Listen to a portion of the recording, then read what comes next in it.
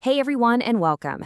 Today, we're uncorking a category of drinks with some absolutely incredible stories, intense flavors, and a lifespan that can, and I mean this literally, span centuries.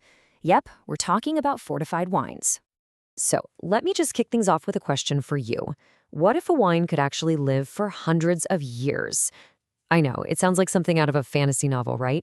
But it's totally real. And the answer is found in this special category of wine that was born not out of some fancy idea, but out of sheer practical necessity. To really get what these wines are all about, we have to jump back in time. We're going to the age of exploration, an era of adventure, where the biggest challenge was just making sure your wine could survive a long, dangerous journey across the ocean. So picture it. It's the 1600s, and global trade is just exploding. Ships are going everywhere. But there was this huge problem. Regular wine just couldn't handle the heat and the constant rocking of a long sea voyage. It would spoil. Then, in the 1700s, someone came up with a solution that was a total game changer.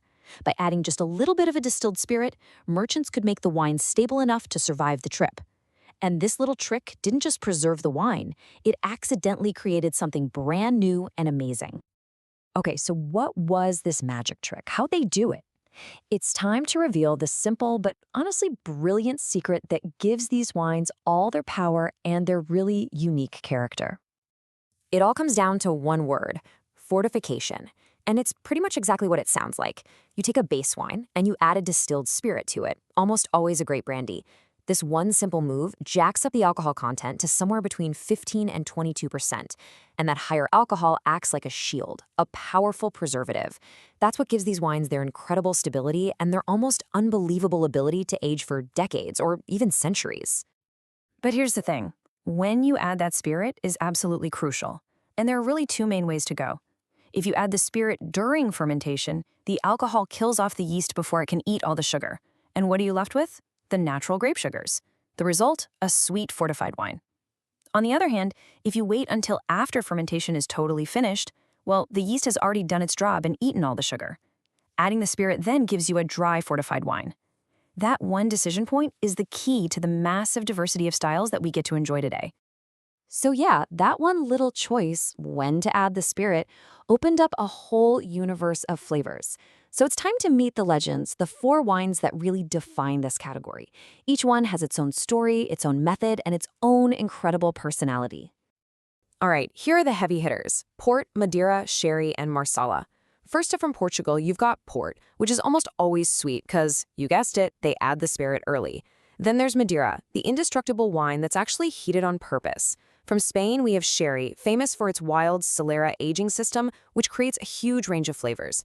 And from Sicily and Italy, there's Marsala, known for its delicious dried apricot and vanilla notes. Four wines, four completely different experiences.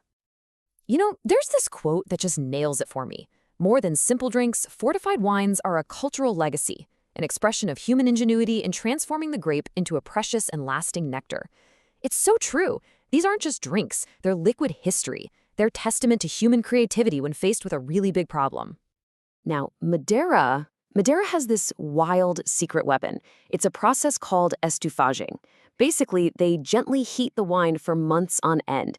This actually mimics the effect of those old sea voyages through the tropics, cooking the wine and giving it those signature toffee and nutty flavors. And the best part? It makes Madeira practically invincible. You can open a bottle and it'll stay good for months, sometimes even years. No joke. And the soul of sherry? Well, that comes from its totally unique aging method, the Solera system. Just picture a stack of barrels. They only ever bottle wine from the barrel on the very bottom. Then, they top up that bottom barrel with wine from the one above it, and top that one up from the one above that, and so on, all the way to the top barrel, which gets the new, young wine. It's this constant fractional blending of old and young that creates a wine with incredible depth and consistency. It's like a living, breathing system. Okay, so with all these different styles, you're probably thinking, great, but where do I even start? Good question. Let's figure that out right now. We'll break it down into a couple of simple flavor profiles to help you find your perfect match. So just think for a second about what you normally enjoy. Do you tend to lean towards things that are sweet and fruity, with rich berry flavors and a really smooth texture? Or are you maybe someone who's drawn to more nutty and complex profiles, things with notes of caramels, spices, and dried fruits? Just pick a side, and let's find your starter wine. All right, if you pointed to sweet and fruity, you are in for a treat. A fantastic place to start is with a ruby port. It's just bursting with these vibrant blackberry and chocolate flavors, and it's delicious right away. Or you could grab a sweet Marcella and look for those wonderful stewed apricot and honey notes. Now, if you went for nutty and complex, oh man, you have an incredible journey ahead of you.